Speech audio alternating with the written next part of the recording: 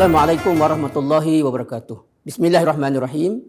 Alhamdulillahirabbil alamin wassalatu wassalamu ala Muhammad sallallahu alaihi wasallam wa ala alihi wa sahbihi ajma'in, amma ba'd.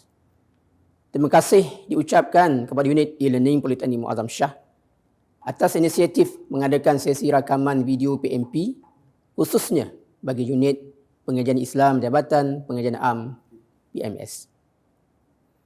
Hari ini saya akan mengajar satu topik khusus dalam kursus MPU 23052 Sains, Teknologi dan Kejuruteraan dalam Islam, dalam bab yang pertama berkaitan konsep asal Islam, iaitu pembahagian ibadah dan matlamatnya. Bagi tajuk ini kita akan memberi penekanan khusus kepada iaitu di akhir pengajian pelajar akan dapat memahami Islam sebagai secara hidup dengan menjelaskan konsep akidah, syariah dan akhlak dengan betul. Pembahagian dan matlamat ibadah. Ibadah asas ialah ibadah yang merupakan fardu ain yang merangkumi soal-soal akidah seperti dalam rukun iman yang 6, iaitu percaya kepada Allah, percaya kepada malaikat, percaya kepada Rasul, percaya kepada kitab, percaya kepada qada dan qadar, dan percaya kepada hari kiamat. Ini adalah merupakan perkara fardu ain yang menjadi asas kepada seseorang Muslim. Manakala amalan wajib yang perlu ditunaikan oleh setiap Muslim ialah amalan yang terkandung di dalam rukun Islam, iaitu solat 5 waktu, berpuasa di bulan Ramadan, menunaikan zakat, mengerjakan haji dan mengucap 2 kalimah syahadah. Yang kedua, ibadah berbentuk fardu kifayah, yakni menitik beratkan kepada amalan-amalan sosial dalam masyarakat Islam yang merupakan nadi atau urat saraf yang menghubungkan antara satu sama lain. Ia meliputi penyelenggaraan jenazah, menegakkan jihad dalam bidang-bidang khususnya pendidikan, menegakkan sekolah dan institusi pengajian tinggi, mewujudkan ekonomi Islam, mewujudkan pentadbiran Islam dan melaksanakan kewajipan am. Manakala ibadah umum pula ialah segala bentuk kegiatan manusia yang tunduk kepada hukum-hukum dan nilai-nilai agama Islam. Segala aktiviti dan amalan manusia dan tugas-tugasnya tergolong dalam istilah ibadah jika dilaksanakan dengan ikhlas dan jujur. Pembahagian ibadah umum terbahagi kepada 2 bahagian. Pertama, peribadi dan akhlak yang tinggi yang boleh mendatangkan pahala. Contohnya bercakap benar, amanah, jujur, merendah diri, tidak mementingkan diri sendiri, dan mulia, menunaikan janji dan tidak mengkhianati orang lain.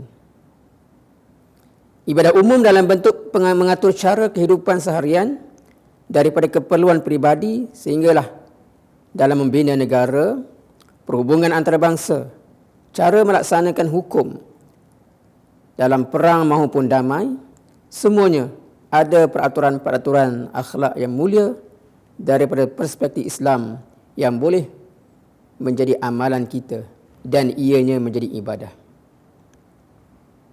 Seterusnya,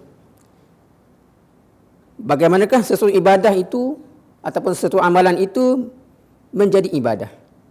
Ataupun tajuk mudahnya syarat-syarat bagi sesuatu amalan menjadi ibadah.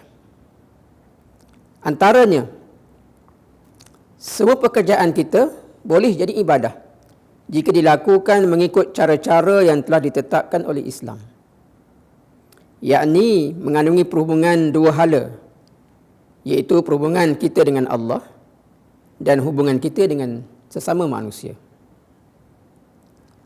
Pertama, amalan yang dikerjakan itu hendaklah diakui Islam, iaitu sesuai dengan hukum-hukum syariat dan tidak bercanggah dengan hukum hakam tersebut.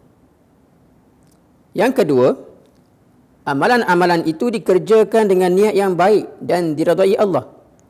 Sebagai seorang Muslim, amalan tersebut mestilah untuk memelihara kehormatan dirinya, menyenangkan keluarganya, memberi manfaat kepada umatnya, memakmurkan bumi Allah sebagaimana yang dianjurkan kepada setiap Muslim.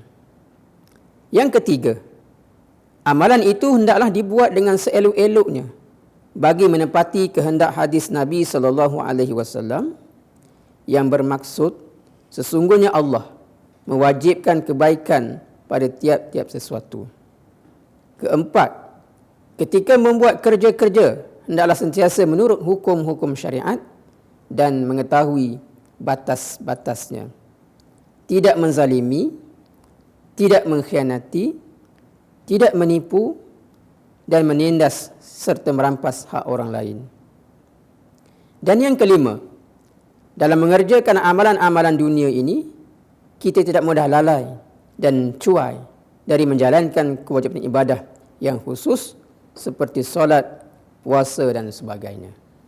Sebagai kesimpulan, pengajaran kali ini dapat dirumuskan bahawa pelajar wajib mengetahui dan memahami dengan betul tentang bahagian-bahagian ibadah mengikut kategori yang ditetapkan.